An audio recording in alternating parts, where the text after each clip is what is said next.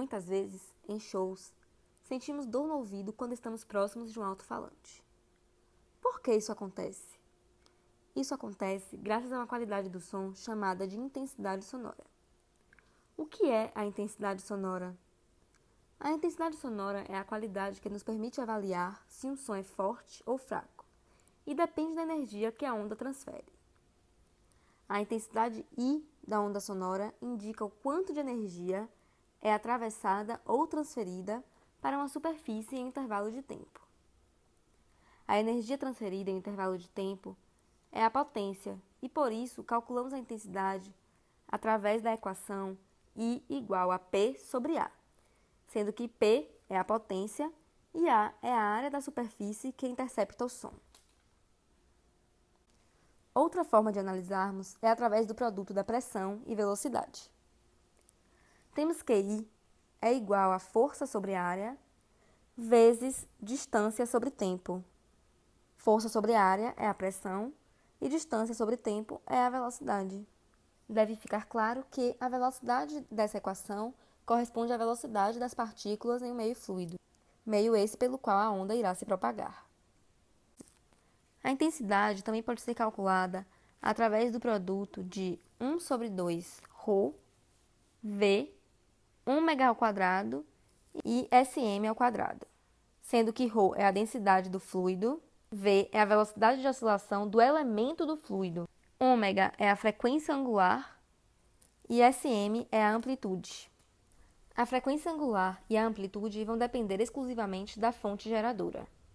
A unidade de medida da intensidade sonora no SI é o watt por metro quadrado. A intensidade varia com a distância. Se considerarmos os ecos desprezíveis e considerarmos que a fonte sonora é um ponto isotrópico, isto é, emite o som com a mesma intensidade em todas as direções, como o cachorro da figura, podemos imaginar que essa onda atravessa uma esfera de raio R. Sendo 4πr ao quadrado a área da esfera, calculamos então a intensidade como P, que é a potência, sobre 4πr ao quadrado. Olhando a imagem, verificamos então que, quanto mais afastado o rapaz estiver do cão, menor será a intensidade sonora. A intensidade sonora precisa ser forte o suficiente para que os seres humanos possam captar o som. O menor valor audível, chamado de limiar de audibilidade, é de 10 elevado a menos 12 watts por metro quadrado. Esse valor é chamado de I0. O zero indica que esse é um valor de referência.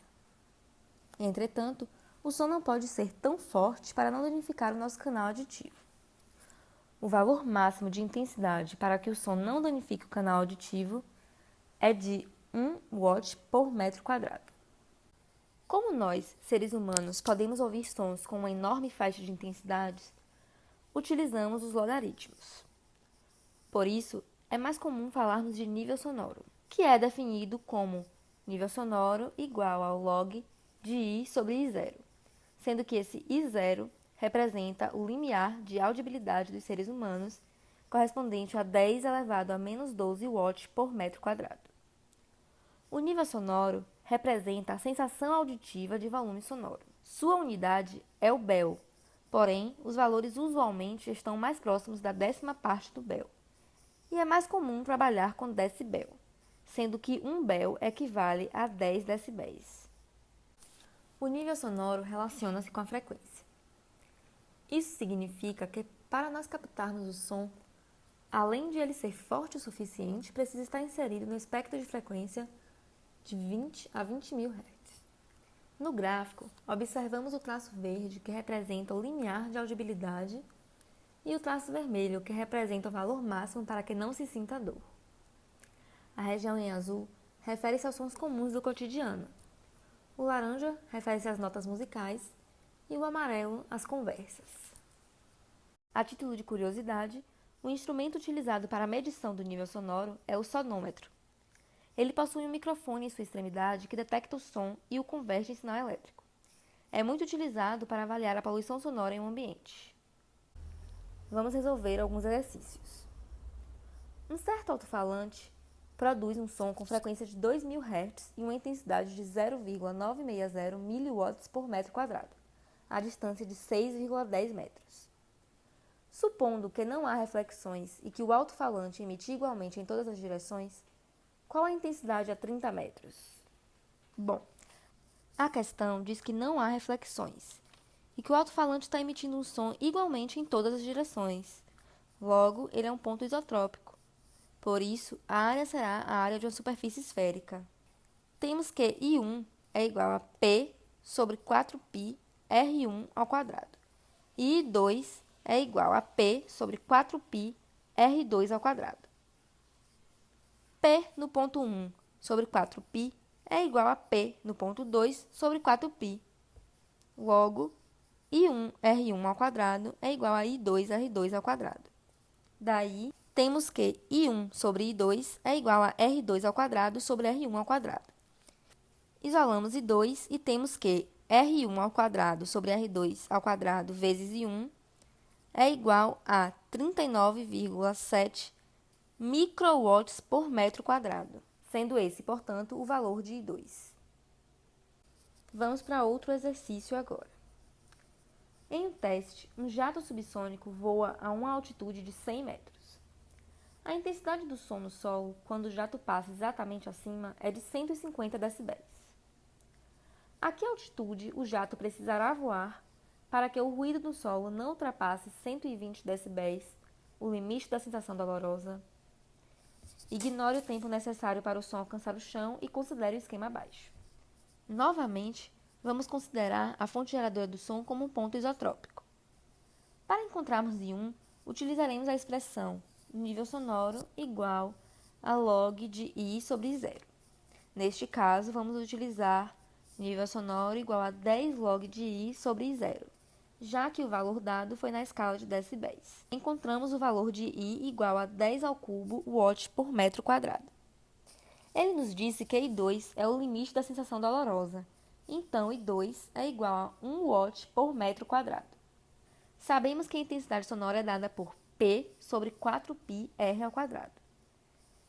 Se igualarmos as equações de ambos os pontos, temos que I2 sobre I1 é igual a R1 ao quadrado sobre R2 ao quadrado. Isolando R2, temos que R1 raiz de I1 sobre I2 é igual a 3,16 km, que é o valor de R2 que estamos procurando. Através da oscilação de cordas, como em um violão, ou de membranas, como em um tambor, e até mesmo de colunas de ar, como em uma flauta, podemos produzir sons musicais. Vamos destacar a oscilação das colunas de ar. Como diz no slide, o ar ou gás contido em um tubo pode vibrar com frequências sonoras. Alguns exemplos de instrumentos que seguem esse princípio são a flauta, o oboé, a corneta, o clarinete, já que eles são constituídos basicamente de tubos sonoros. Para visualizar esse deslocamento das moléculas de ar, podemos ver o vídeo a seguir. No vídeo, podemos observar o diagrama de deslocamento e o diagrama de pressão para um tubo fechado. Conforme as moléculas se deslocam para a esquerda, observamos a formação de um ventre. A extremidade fechada de um tubo é como a extremidade fixa de uma corda. O nó de deslocamento se encontra nessa extremidade. Já a extremidade aberta equivale à extremidade móvel de uma corda, e nesse local está o ventre do deslocamento. As ondas sonoras podem ser representadas de acordo com a variação de pressão. Nesse caso, devemos ter cuidado, porque onde há o nó de pressão, será o ventre do deslocamento.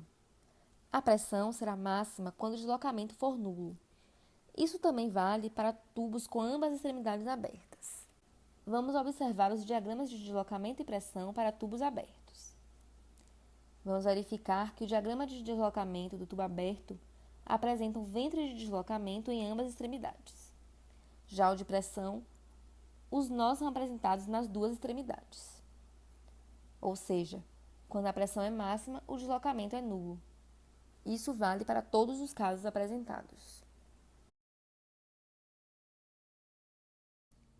Vamos visualizar melhor as configurações de ondas estacionárias em tubos.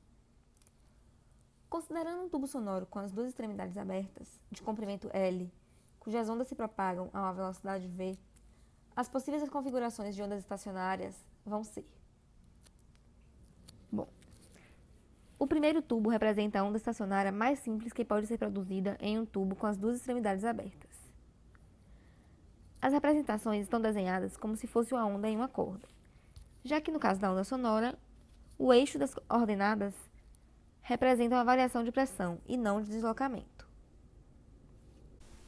Os modos de vibração, ou seja, as frequências de ressonância, correspondem a comprimentos de onda dados por lambda igual a 2L sobre N, onde N é o número do harmônico. As frequências de ressonância podem ser escritas como F igual a V sobre lambda, que é igual a Vn sobre 2L, sendo que V é a velocidade. Devemos observar que não há limitações para N, ou seja, é possível encontrar todos os harmônicos no tubo com as duas extremidades abertas. Agora, considerando um tubo de comprimento L, com uma extremidade aberta e a outra fechada, cujas ondas se propagam a uma velocidade v, teremos as possíveis configurações. O modo mais simples é aquele que lambda é igual a 4L. Esse é o modo fundamental ou o primeiro harmônico. Aqui podemos ver que sempre teremos um nó na extremidade fechada e um vento na extremidade aberta. De forma geral, as frequências de ressonância de tubos com uma extremidade fechada e outra aberta correspondem aos seguintes comprimentos de onda. Lambda é igual a 4L sobre I, onde I sempre será ímpar. A letra I foi colocada no lugar de N para reforçar que nesse caso só teremos os modos cujos harmônicos são ímpares. Fica claro, portanto, que o comprimento de um instrumento musical interfere diretamente na faixa de frequências que ele produz. Nos sistemas oscilatórios que produzem sons musicais, tanto em corda de violinos como em colunas de ar, são gerados simultaneamente vários modos de vibração, que se sobrepõem e formam uma onda resultante.